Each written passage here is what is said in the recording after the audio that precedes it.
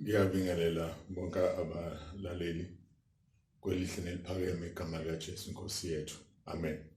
Siyabonga uNkulunkulu osifulele ithuba kuba sidlulise umyalezo wosuku namhla odingekile kakhulu kunakuqala. Siyofunda ivesi lethu lapha encwadini yamaHubo chapter 91, siyofunda khona uverse 10 kuphela. Ofundeka kanje: othi awuyukwehlelwa ngokubi, nesifo asiyukusondela etendeni lakho. Inkosi busise ukufunda kwezwilayo. Le ncwadi yamaHubo incwadi equnga isibindi, uchapter 91, chapter equnga isibindi. Akekho umuntu odinga ukuqunga isibindi uma kungekho into ayisabayo. Izwe lakithi njengoba sikhuluma nje lingenwe amanzi emadolweni umhlaba wonke.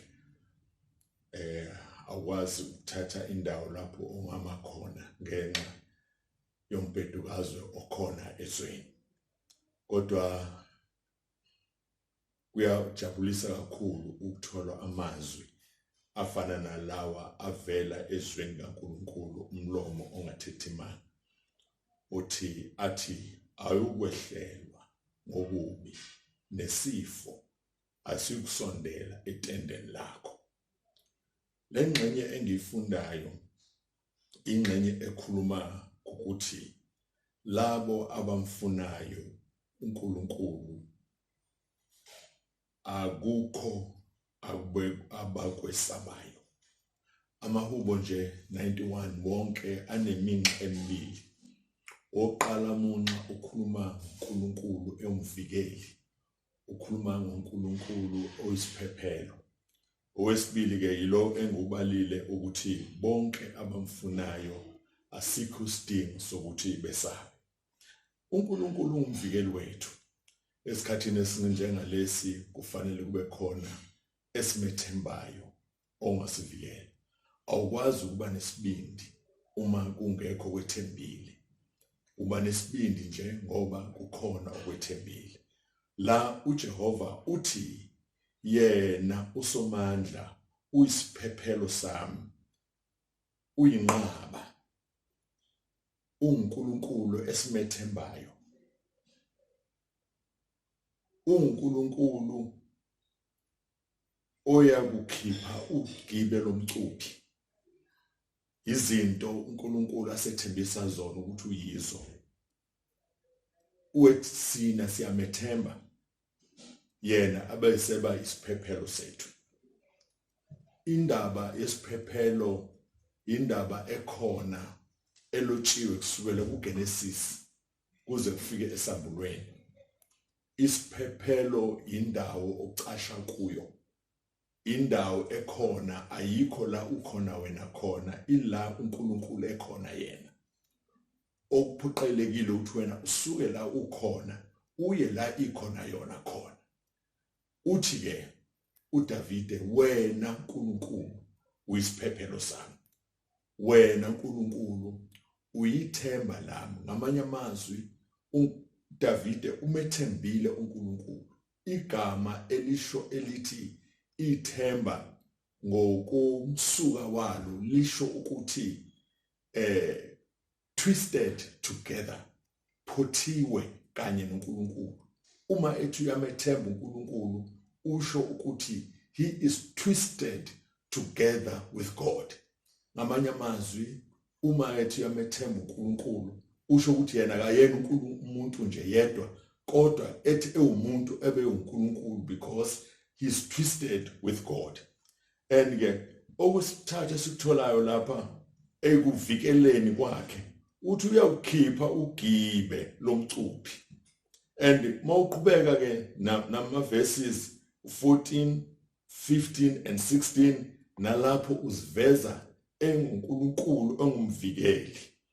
Uthi ngenxa yokuba enamathele kimi, ngakho ngiyakumkhulula, ngiyakumphakamisa ngoba elazi igama lami.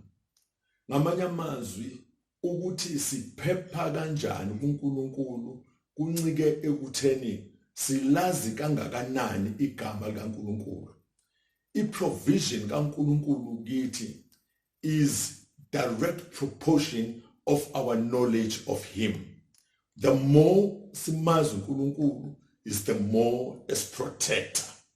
Ngamanye amazwi lithi encwadini yamaHubo chapter 9 verse 10 wakhona uthi abalaziyo igama lami bayakumethemba ngokuba uNkulunkulu akayi kubalahla laba abamfunayo. Isethembiso uNkulunkulu asenzayo ukuthi uma silazi igama lakhe, uma sinobudlelwane naye, akayi kusilahla futhi siyakumethemba ezintweni zonke. Uthi siyomemeza igama lakhe bese yena esiphendula. Uyakusuthisa nangobude bezinsuku asibonise ubuhle bakhe kithi. Ngamanye amazwi umunqa wokuqala, he is our protector.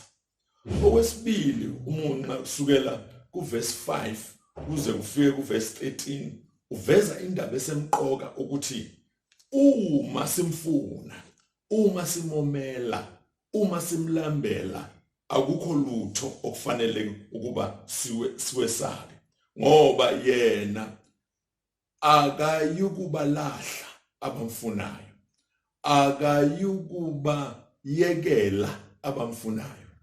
Kulezi nsuku ezinje sidinga abantu abazofuna uNkulunkulu. Kuyekwe konke eceleni, kubhekwe uNkulunkulu, ngoba uNkulunkulu akabalahli abamfunayo. Ngiyalithanda ke ivesi elithi akukwehlela okubi nesifo ayisukusondela etendeni lakho. Uverse 11 wakhona uthi ngokuba uyakuyaleza izingelosi zakhe ngawe zikulondoloze ezindleleni zakho zonke, ziyakukuthwala ngezandla zakhe, ungaqhuzuki ngonyawo lwakho etsheni. Cabanga leli verse lizwakala kahle uma sithatha indaba kaJesu elingo Sathane ehlane. Lithi iBhayibheli lami wathi ngamnqoba uSathane uNkulunkulu wathumela ingelosi zamthwala. Ngamanye amazwi akufanele kube khona isikwesabayo, ngoba uNkulunkulu uyoyaleza ingelosi zakhe ukuba zisithwale. Kodwa ke ngenhla kwalelo verse uveza igama elithi uJehova uyakuthi umuntu, ngamanye amazwi uyakuthi wena Jehova uyisiphephelo sami. Iministry yezingelosi isebenza ngalokho umuntu akuphinisayo akushoyo. Once wambeka uJehova eyisiphephelo, ingelosi ithatha i-raw material yalokhu okushoyo bese isebenza ngakho, ibese yenza lokho okushoyo. Ngakho izwi lenkosi liqinisile uma lithi isisu somuntu siyosuthiswa ngezindebe zomlomo wakhe. Uma sikhuluma okupositive, uNkulunkulu uthatha lokho okupositive asebenze khona. That is the raw material esetshenziswa izingelosi ukuba yakhe isiphephelo sethu. Ngamanye amazwi izinsuku ezifana lezi ngifuna uqunga abazalwane, ngifuna uqunga nesizwe sakithi ukuthi fear not, ungesabi. uNkulunkulu uyisiphephelo sethu, uNkulunkulu ungumvikelo wethu. Kodwa izinto zikaNkulunkulu zonke ziconditional. iBhayibheli lami lithi ke abamfunayo uNkulunkulu akayi kubalahla. Ngamanye amazwi kudingeka abantu abayonamathela kuNkulunkulu, kudingeka abantu abayokwazana noNkulunkulu, ngoba uNkulunkulu omaziyo ongenelelayo. Uma ungamazi uNkulunkulu naye akadlali ngezinto azilungiselele abakhe, ngoba ufuna ukuthi lokho akulungiselele abantu bakhe bazi ukuthi benzelwe nguye uNkulunkulu, kuthi uma ngabe sebenzele bese bethatha udumo baluphindisele kulo uNkulunkulu. Ngoba kusemqoka ukuthi izinto uNkulunkulu akwenzele zona mahala kube izona obuyisela kuNkulunkulu udumo lwakhe ngazo, ungaludukisi udumo lukaNkulunkulu. Manje ekugcineni sengigcina bangcwele nanonke nilalele, ngifuna ukuthi uJehova uselokhu emi njalo, nguye izolo, nguye namhla, nguye naphakade, akashintshi ezweni elishintshayo. Ungumvikeli wethu, uyisiphephelo sethu, uyinqaba yethu, phansi kwamaphiko akhe naphansi kwezimpaphe zakhe sinendawo yokucasha. Kungakuhleke kube yilona lowo abalekele uJehova, athi uSolomoni, igama likaJehova lingumbhoshongo namandla, abalungileyo babalekela khona baphephe.